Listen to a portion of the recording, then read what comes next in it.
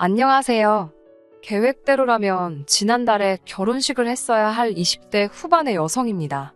친구들한테는 창피해서 말도 못한 제가 파혼한 이야기를 해볼까 합니다. 저도 어딘가에는 털어놓아야 속이 후련할 것 같아서요. 결혼을 하려고 했던 남자친구와는 1년이 조금 넘게 연애를 했어요. 만난 시간이 그렇게 길지는 않았지만 술, 담배 안 하고 성실한 모습과 저를 항상 우선적으로 챙겨주는 게 참 좋아서 결혼을 결심하게 되었어요. 저희 부모님은 부동산 임대업을 하고 계세요. 그렇다고 해서 한 달에 몇 천씩 버는 그런 건 아니고 저를 포함한 세 식구 먹고 사는데 부족함이 없을 정도고요. 진작에 건물 믿고 놀 생각 말라는 아버지의 말씀이 있었기 때문에 대학을 졸업한 후에는 바로 취직을 하게 되었습니다. 여러 군데 지원했는데 중소기업 한 군데에서만 연락이 왔고 더 도전해볼까 고민하다가 다니면서 이직 준비를 해야겠다 결심하고 출근을 하기로 정했습니다. 입사 후 얼마 지나지 않았을 때예요. 제가 들고 다니던 가방들을 유심히 보던 한 여자 선배가 그것들 다 가짜냐고 좋아 보인다고 어디서 샀냐고 묻더군요. 어이가 없어서 부모님이 사주신 진짜라고 하니 부모님이 돈이 많냐고 또 시비를 걸어왔어요. 자꾸 신경을 긁어대니 저도 그냥 건물 몇 개 가지고 계신 건물주라고 했는데 그게 화가 되어 돌아올 줄은 몰랐네요. 이후로 동료 중 몇몇이 저더러 서민 체험하려고 일하냐며 비아냥거리더니 툭하면 저더러 밥 사라 술 사라 그러더군요. 한마디로 절 호구로 생각했던 거예요. 당시만 해도 처음 하는 사회생활에 거절도 잘못하는 성격이라 답답하게 당하기만 하다가 결국 회사 다니면서 이직은 포기하고 그만두고 1년을 더 준비해서 지금의 직장으로 옮기게 되었습니다. 이런 나름의 사정 때문에 개인적으로 틈만 나면 뭐 하나 뜯어먹으려 달라붙는 거지근성을 가지고 있는 사람도 엄청 싫어했고 남자친구가 부모님은 뭐 하시는 분들이냐 물었을 때도 저희 부모님이 여유가 있다는 사실 때문에 사람들이 저를 달리 보는 게 싫어서 그냥 조그맣게 장사를 하시고 계신다고 대충 둘러댔어요. 남자친구의 경우 연금으로 생활하시는 부모님과 2살 많은 누나가 있었어요. 연금이라고 해도 넉넉지가 않아서 대기업에 다니는 남자친구가 한 달에 얼마씩 보태고 있었습니다. 누나의 경우 첫 번째 결혼에 실패하고 지금은 혼자 아이를 키우고 있었고요. 결혼 이야기가 본격적으로 나오면서 남자친구와 저는 서로 재정 상태를 오픈하게 되었습니다. 남자친구는 4천만 원을 모아둔 상태였고 저는 3천만 원과 외제차 한 대가 있었어요. 이때도 저는 부모님의 건물에 대해서는 이야기하지 않았습니다. 제 남자친구가 그럴 사람이 아니라는 건 알지만 그래도 혹시나 김칫국이라도 마시면 서로 불편한 상황이 될 수도 있으니까요. 얼마 후 상견례 자리를 갖게 되었습니다. 저는 부모님께 절대로 건물에 대해서는 남자친구에게는 말하지 말아달라고 부탁을 드렸습니다.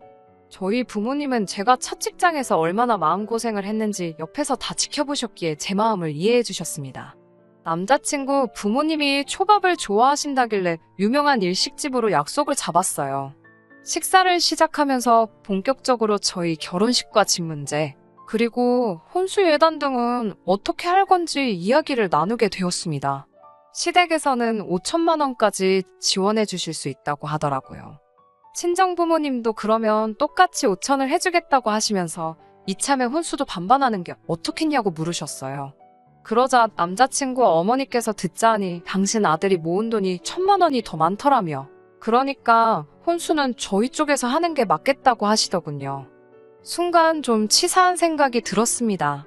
그렇게 치면 저는 차가 있으니까요. 그렇다고 따지고 들 수는 없는 노릇이었는데 친정부모님께서 그럼 혼수는 저희가 하는 대신 예단은 생략하겠다 하시더군요. 남자친구 부모님은 뭔가 마음에 안 드시는 눈치긴 했지만 더는 말씀을 못하시고 알겠다 하셨습니다. 결혼식 비용의 경우 저희 부모님은 양가가 반반 부담하고 축의금은 저희가 다 갚기를 바라셨지만 시부모님은 축의금 들어온 걸로 해결하라고 하셨어요. 모든 것이 원만하게 흘러가고 있다고 생각했습니다. 하지만 생각지도 못한 곳에서 문제가 터질 줄은 몰랐네요. 양가 부모님이 1억이나 보태주시고 저희가 모은 돈도 적은 돈이 아닌데 그래도 서울에서 매매는커녕 전세 하나 구하기도 쉽지 않더라고요. 제가 너무 골머리를 앓고 있으니까 부모님께서 어차피 결혼하면 다 알게 될 텐데 뭘 그리 숨기냐며 그냥 남자친구에게 이야기하고 당신들 도움을 받으라 하셨습니다. 사실 저희 친정부모님은 제가 건물주 딸이라는 걸 숨기는 게 더 웃기다고 생각하셨거든요. 무슨 재벌집 딸도 아닌데 숨기고 감추느냐고요. 진짜 돈 있는 사람들이 보면 비웃을 거라면서요. 하루는 남자친구와 데이트를 하려고 만난 날이었어요. 남자친구는 자기가 알아온 맛집이라며 저를 어떤 식당으로 데리고 갔는데 거긴 바로 저희 부모님이 소유하신 건물의 1층이었습니다. 남자친구는 이런 건물 하나만 있어도 평생 놀고 먹을 거라며 감탄을 금치 못하고 있었어요. 그 순간 왠지 지금이 사실을 말할 마지막 기회라고 느껴지더군요. 여태까지 남자친구를 속이고 있던 거나 마찬가지였으니 거짓말을 하고 있다고 마음 한구석 어딘가에서 죄책감까진 아니더라도 불편한 마음이 있었거든요. 전 별일 아니라는 듯이 사실 이 건물이 우리 부모님 건물이야 라고 말했습니다. 남자친구는 깜짝 놀란 얼굴로 진짜냐고 묻더라고요. 저는 이거랑 건너편에 있는 거 2개, 그게 전부라고 했습니다. 순간 저만 느낀 건지는 모르겠지만 남자친구와 제 사이에 불편한 정적이 흐른 것 같았어요. 몇 초간의 시간이 흐른 뒤 남자친구는 저더러 알고 봤더니 능력자였네 라면서 너는 참 좋겠다고 연신 부럽다는 식의 이야기를 건넸습니다. 남자친구가 부럽다고는 말하지만 크게 놀라지도 않고 딱히 신경 쓰지 않는 것 같은 모습을 보이자 그때가 돼서야 마음이 살짝 놓이더라고요. 왜 진작에 말 안 했냐고 묻길래 제가 첫 직장에서 겪었던 일을 털어놓았습니다. 남자친구는 자격지심 있는 사람들이라 그런 거라며 원래 없는 사람들이 그런 게 더 심하다면서 자긴 집이 부자는 아니지만 대기업에 다니고 있으니 그런 거 없다고 걱정 말고 안심하라고 하더군요. 저도 그 말을 굳게 믿었고요. 며칠 뒤 생각지 못한 사람에게서 연락을 받았습니다. 남자친구의 어머니셨어요. 시간 되면 한번 만났으면 좋겠다 하시면서 남자친구한테는 말하지 말라고 하시더라고요. 무슨 말씀을 하시려는 건지 도무지 짐작가는 바가 없어 긴장이 많이 되었습니다. 퇴근 후 차를 끌고 알려주신 장소로 향했어요. 도착하니 남자친구의 어머니와 누나가 같이 나와 계시더군요. 누나는 저를 위아래로 훑어보더니 어쩐지 비싼 티가 나더라니 부잣집 딸은 다른 애라며 웃더라고요. 칭찬인지 비꼬는 건지 알 수 없는 표정이었습니다. 그런 언니 옆에 심각한 표정으로 남자친구의 어머니가 절 바라보고 계셨어요. 그러더니 본론만 말씀하시겠다며 왜 부모님이 무슨 일 하시는지 제대로 이야기를 안 했냐고 물어보시더군요. 달리 드릴 말씀도 없고 해명할 일은 아닌 것 같아서 죄송하다고만 짧게 말씀드렸습니다. 그런 와중에 신우는 테이블 위에 올라와 있던 제 차키를 보더니 그럼 차도 부모님이 사주신 거냐고 묻더라고요. 나중에 자기 빌려 타도 되냐면서요. 보다 못한 남자친구 어머니가 옆에서 헛소리하고 있을 거면 나가 있으라고 언니한테 한마디 하시더군요. 남자친구 어머니께서는 당신들에게 5천만 원이 얼마나 큰 돈인 줄 아냐면서 그래도 아들이 장가간다 하니까 있는 돈 없는 돈 다 끌어서 보태주겠다 하신 거라 말씀하셨습니다. 그런데 저희 집이 그렇게 잘 살면 굳이 당신들 돈까지 가져다 써야 하냐고 물으시더군요. 생각지도 못한 말씀에 당황스러웠고 저 혼자 결정할 일도 아니라서 일단은 부모님께 여쭤보겠다고 했어요. 남자친구 어머니께서는 야속하게 생각하지 말라고. 그렇지만 어차피 한 가족이 될 건데 없는 사람 주머니 다 털어가면 너랑 너희 부모님 마음은 편하겠냐며 한번 잘 이야기해보고 연락 달라고 하시더군요. 집으로 돌아오면서 남자친구 부모님의 말씀을 곰곰이 곱씹어보는데 이해가 가면서도 어이가 없기도 하고 여러 가지 감정이 들었습니다. 저는 일단 남자친구랑 이야기를 해봐야겠다 싶어서 전화를 걸었어요. 남자친구도 누나한테 들었다며 이미 제가 어머님이랑 만난 걸 알고 있더라고요. 부모님께 뭐하러 말씀드렸냐고 하니 자기는 며느리가 부잣집 딸이라고 하면 좋아하실 줄 알고 별뜻 없이 이야기한 거라며 저를 난처하게 할 줄은 몰랐다고 사과를 하더군요. 저는 남자친구에게 어떻게 했으면 좋겠냐고 하니 자기도 잘 모르겠다고 하더군요. 5천만 원이 자기 집에서 정말 큰 돈은 맞고 벌써 신우가 그럼 자기 재혼할 때는 얼마 해줄 거냐고 따지고 들기 시작했다면서요. 남자친구는 자기도 자기 가족들이 이렇게 나올 줄 몰랐다. 제가 첫 직장에서 있었던 사연을 알고 있고 그런 사람들을 어떻게 생각하는지도 다 알고 있다면서 일이 이렇게 되어서 면목없다고 원한다면 헤어져 주겠다고까지 말을 해왔습니다. 남자친구의 반응에 저도 고민이 많아졌어요. 아무리 남자친구의 가족들이 제가 제일 싫어하는 부류의 사람들이었지만 헤어져 주겠다고까지 말하는 남자친구를 보니 부모님이 하신 말씀대로 제가 무슨 재벌집 딸도 아닌데다가 사실 제 돈도 아닌 걸 가지고 유세 부리고 있는 게 아닌가 하는 생각마저 들었습니다. 그렇게 저 혼자 고민해봐야 결국 답도 안 나온다는 걸 깨닫고 이튿날 저는 부모님께 남자친구의 가족들과 있었던 일을 털어놓았습니다. 부모님은 걱정하지 말라며 오히려 잘 됐다고 하셨어요. 하나뿐인 딸 굳이 힘들게 결혼 생활 시작하는 거 보고 있기 딱 했다면서 이렇게 된 거 집은 당신들이 해주신다고 하셨습니다. 저는 서울 외곽의 작은 평수 아파트면 좋을 것 같다고 부탁드렸네요. 밤새 마음 졸였을 남자친구에게 빨리 이 기쁜 소식을 알려야겠다 싶어서 전화를 걸었습니다. 남자친구는 예상대로 정말 잘 됐다며 저에게 몇 번이고 고맙다고 하더라고요. 조만간 저희 부모님께 인사드리러 오겠다면서 자기는 정말 행운아인 것 같다고요. 행복해하는 남자친구의 모습을 보니 괜히 부모님이 뭐 하시는지 숨겨서 일을 더 복잡하게 만들었나 싶은 반성까지 할 뻔했습니다. 그런데 그날 오후 남자친구 어머니께서 또 전화를 걸어오셨어요. 이미 원하시는 대로 결론이 났으니 저도 이번엔 가벼운 마음으로 전화를 받았고요. 그런데 어머니께서는 한 번 더 만났으면 좋겠다 하셨습니다. 지난번과 같은 장소로 향했어요. 시어머니는 곰곰이 생각해보셨다며 또 다른 제안을 던지셨습니다. 생각해보니 5천만 원이 중요한 게 아니더래요. 당신들하고 신호 먹고 사는 게 해결만 되면 그깟 5천만 원이 돈이겠냐고 하시더군요. 저는 그게 무슨 소린지 처음에 제대로 알아듣지도 못했습니다. 시어머니는 저에게 왜 이렇게 말귀가 어둡냐며 답답해 하시더니 저희 부모님이 소유하신 건물에서 장사를 하게 해달라고 하시더군요. 저희 결혼에 보태주시려던 5천만 원을 보증금으로 낼 테니까 카페 같은 거 하나 하게 해달라 하시더군요. 황당한 제안에 뭐라 할 말이 없었습니다.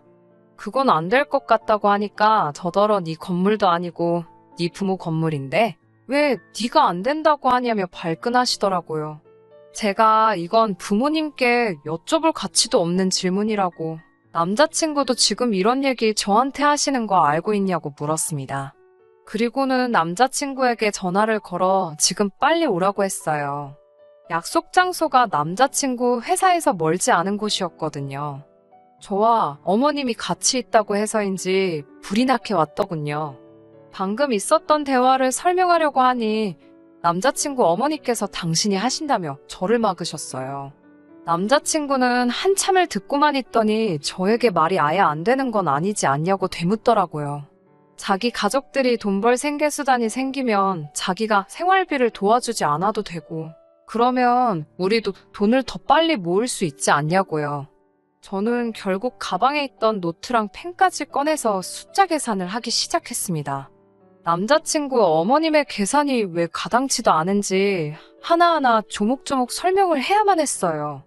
그러자 남자친구 어머니께서 지금 자기를 가르치려 드는 거냐며 갑자기 테이블을 쾅 치시고는 별꼴을 다 보겠다고 소리를 치시더라고요. 남자친구도 저한테 이야기하는 방식이 잘못됐다며 아무리 그래도 어른이 물어보시면 한번 알아볼게요라고 대답하는 게 정상 아니냐고 하더군요. 알아볼 이유도 가치도 없다는 걸 내가 지금 설명하는 거 아니냐고 몇 번을 이야기해도 남자친구는 무조건 저희 부모님한테 안 될 땐 안 되더라도 한번 물어라도 보라고 하더군요. 물어보는 게 뭐 돈 드는 것도 아니지 않냐면서요. 자기 어머니가 예비며느리 될 사람 앞에서 이런 부탁을 하기까지도 얼마나 자존심이 상하셨겠냐면서 결정은 제가 아니라 저희 부모님이 하실 문제이니 꼭 물어보라고 말입니다. 지금 돌이켜 생각해보면 남자친구는 저희 부모님이 자기를 아주 잘 봐주셨다는 걸 알고 있었기 때문에 저희 부모님이 자기 편을 들어줄 거란 어떤 확신이 있었던 것 같습니다. 심지어 헤어지겠다고 나오던 당시에 저희 부모님께서 흔쾌히 집을 해주신다고까지 하셨으니 그 점을 어떻게든 이용해 보려는 건가 싶은 확신까지 들기도 했어요. 자기는 거지근성 그런 거 없다고 말해왔지만 이제 보니 누구보다 앞장서서 뭐 하나라도 더 빼먹을 게 없나 계산했던 거예요. 저는 남자친구에게 오빠 말대로 물어볼 테지만 후회하지 말라고 경고를 했어요. 이때 솔직히 마음속에서 이 결혼은 못할 수도 있겠다 싶었거든요. 그리고 부모님께 다시 이 이야기를 하니 부모님께서도 하나를 해결하면 또 하나가 새로 튀어나온다고. 솔직히 장사하게 해주는 건 어려운 일이 아니지만 보아하니 이것도 해준다고 하고 나면 다음에는 또 뭔가를 해달라고 할 것 같다 하시며 이 결혼 꼭 해야겠냐고 물으셨어요. 저도 정신적으로 지친 상황이었고 이미 이젠 더 이상 남자친구가 저희 부모님이 가지고 계신 것에 아무 관심도 없는 게 아니라 그걸로 어떻게 한몫 챙겨보려는지 가족들과 한통속이라는 사실을 깨달았기에 더 이상 그 어떤 미련이 남아있지도 않았거든요. 그래서 부모님의 뜻 때문만이 아니라 저도 이 결혼은 아무래도 아닌 것 같다고 그냥 안 하겠다고 했습니다. 부모님은 현명한 선택을 한 거라면 남자친구하고 잘 정리하라고 제 어깨를 다독여 주셨어요. 차마 남자친구를 마주하고 헤어지자 소리를 할 자신이 없어서 문자로 그냥 결혼은 없던 일로 하자고 보냈습니다. 그러자 남자친구가 많이 놀랬는지 당장 저희 집 앞으로 오겠다 하더라고요. 저는 그럴 필요 없다고 정나를 한 번 더 봐야겠다면 헤어지는 마당이지만 남자친구가 저를 찾아올 게 아니라 제가 직접 찾아가겠다고 했어요. 쉽게 정리할 수 있을 거라고 생각한 적은 없지만 이렇게 끝까지 저희 집까지 찾아오겠다며 매달리는 남자친구를 보니 남자친구는 어떻게든 제 마음을 다시 돌려 이 결혼을 성사시키고 싶어 한다는 느낌이 들었습니다. 어떻게든 제가 직접 단판을 짓지 않는 한 이 상황이 끝나지 않겠다는 확신이 들었어요. 다음날 남자친구 본가에 도착했는데 분위기가 남자친구 부모님이나 누나는 제가 헤어지자고 한 걸 모르는 것 같았습니다. 좋은 소식을 가지고 왔겠지라며 카페가 날까 식당이 날까 그런 소리들을 하고 있었으니까요. 왜 자기 가족들한테 미리 설명하지 않았는가 싶더라고요. 남자친구도 아주 눈치가 없는 사람이 아닌 이상 제가 파혼까지 선언하게 된 이유를 누구보다도 가장 잘 알고 있었을 텐데 말이죠. 만나서 이야기하면 내 마음을 돌릴 수 있다고 생각한 건지 한편으로는 아주 거만하다는 생각까지 들더군요. 자기들끼리 신이 나서 행복회로를 돌리고 있는 꼴을 보다 못한 제가 오늘 여기까지 찾아온 건 결혼은 없던 일로 하고 파혼하기 위해 찾아왔다는 사실을 말했습니다. 그러자 남자친구가 자기랑 얘기도 안 하고 오자마자 그 말부터 꺼내는 법이 어딨냐며 자기가 자기 가족들을 잘 설득해보겠다고 매달리더군요. 그제서야 상황 파악이 된 건지 남자친구 어머니께서는 혹시 상가해달라고 했던 것 때문에 그러는 거냐며 치사하고 더러워서 하란데도 이제 안 할 거라 하셨습니다. 안 해줄 거였으면 처음부터 안 된다고 하지 사람 잔뜩 기대하게 만들어 놓고 이게 다 뭐냐며 짜증을 내더라고요. 제가 언제 된다고 말한 적이 있냐고 어이가 없어서 되물었지만 남자친구 어머니는 제 말을 딱 잘라버리고 그냥 처음에 저희 부모님과 했던 약속대로 저희 집에서 집 사주고 혼수해오면 더 바라는 것 없이 결혼 허락할 테니까 파혼 같은 거 생각하지 말고 그냥 결혼하라고요. 그 와중에 멍청한 언니는 그래도 여자가 시집 오는데 예단은 해와야지 않겠냐며 보니까 신혼집도 작은 평수로 하는 것 같은데 혼수에 헛돈 쓰지 말고 자기한테 가방이라도 하나 사주면 안 되냐고 그러대요. 바로 방금 전에 파혼 선언을 하러 왔다고 똑똑하게 전했는데도 자기들 욕심에 파혼하게 된 거냐 미안하다 사과받고 싶은 마음까지도 없었지만 아주 두 사람이 분위기 파악도 못하고 번갈아 가면서 말도 안 되는 소리를 하고 있으니 이제는 어이가 없는 걸 떠나서 화까지 나기 시작하더라고요. 그래서 남자친구의 누나에게 이런 소리까지 하기 뭐하지만 왜 이혼을 당했는지 알 것 같다고 한마디 했어요. 그리고 어머님한테도 이 결혼을 어머님 허락받고 하는 게 아니고 제가 할지 말지 정하는 거라고. 그런데 보아하니 남자친구도 마찬가지고 어머님도 언니도 이 결혼을 빌미로 장사를 하고 싶어하는 사람들로밖에 보이지 않는다고. 저는 가족이 되고 싶어서 결혼을 결심한 것이지 어디 저당 잡힌 것도 없이 등골만 쪽쪽 빨리는 호구가 되고 싶은 게 아니라고 딱 잘라 말했습니다. 장사를 하고 싶은 거면 적어도 구미가 당길 만한 동등한 조건을 제시해야지. 저나 저희 부모님이 아무것도 없이 있는 대로 퍼주기만 하는 자선사업가라고 생각하신 거면 큰 오산이라고. 저도 손해보는 장사는 하기 싫다고 말하고 앞으로 어떤 식으로든 연락하거나 저를 찾아오지 말아달라 한마디 더 쏘아붙이고 자리에서 일어났습니다. 남자친구 어머니는 자존심이 상한 건지 저보고 말하는 꼬라지 좀 보라고 하면서 제가 마음을 고쳐먹고 다시 결혼해달라고 찾아와도 허락해주지 않을 거라고 호통을 치시더라고요. 그래서 저도 그게 제가 바라던 바라고 그럴 일은 절대 없을 테니까 안심하라고 웃으면서 한마디 해주고 집으로 돌아왔네요. 두 번의 기회는 없을 거라고 큰소리치던 어머님의 말과는 다르게 남자친구는 끝까지 제 마음을 돌리려 애를 쓰더군요. 제가 다니는 회사까지 찾아오고 퇴근 시간 맞춰서 저희 집 앞에서 저를 기다리고는 제가 자기 인생의 동아줄이었다는 둥, 희망의 불빛이었다는 둥, 통하지도 않을 헛소리를 하면서 계속해서 저를 찾아왔습니다. 이래서 뭐가 달라지겠냐고. 오빠네 어머니가 한 말이 기억 안 나냐. 어차피 이제는 어머니가 허락을 안 해주실 거다 했더니 가족들하고는 연을 끊을 테니 자기와 다시 시작하자고 아주 구차하게 매달리더군요. 내가 대체 뭐길래 가족들하고 연까지 끊냐고. 그럴 필요 없다고. 오빠야말로 집안의 기둥 아니겠냐고. 온 가족이 오빠만 바라보면서 사는데 남이 집 기둥 뽑아가면서까지 결혼할 생각 없다고 빈정대면서 몇 번을 찾아와도 마음 돌릴 생각 없으니 그만 가보라고 남자친구를 보냈습니다. 이런 식으로 자꾸 찾아오는 것도 불편하니 한 번만 더 찾아오면 저도 그냥은 넘어가지 않겠다고 으름장을 놓으니 그 뒤로부터는 찾아오지는 않았지만 날이면 날마다 저에게 마음이 좀 누그러졌냐며 연락을 해오길래 과감하게 제 연락처까지 바꿔버렸어요. 그리고 얼마 뒤에는 회사도 그만두었습니다. 머리도 식힐 겸 당분간은 여러 가지를 배워보며 제가 하고 싶은 일이 무엇인지 찾아보려고요. 부모님은 당신들 능력 닿는 만큼 제 뒷바라지를 해주시고 싶으시다며 하고 싶은 게 있으면 도전해보라고 절 응원해주셨어요. 저도 마음가짐을 고쳐먹었습니다. 이렇게 좋은 부모님 밑에서 잘할 수 있는 행복을 감사하게 누리는 쪽으로요. 더 이상 저희 부모님이 건물 두 채를 가지고 계신다는 사실을 숨기지는 않으려고요. 다음에 만날 사람은 적어도 저나 저희 부모님이 가진 게 어떤 건지 미리 알고 있어도 그것에 욕심부리지 않는 사람이었으면 좋겠네요. 끝까지 들어주셔서 감사합니다. 오늘의 사연은 여기까지입니다. 구독과 좋아요, 알람 설정 부탁드리고 더 좋은 사연으로 다시 찾아뵙겠습니다. 감사합니다.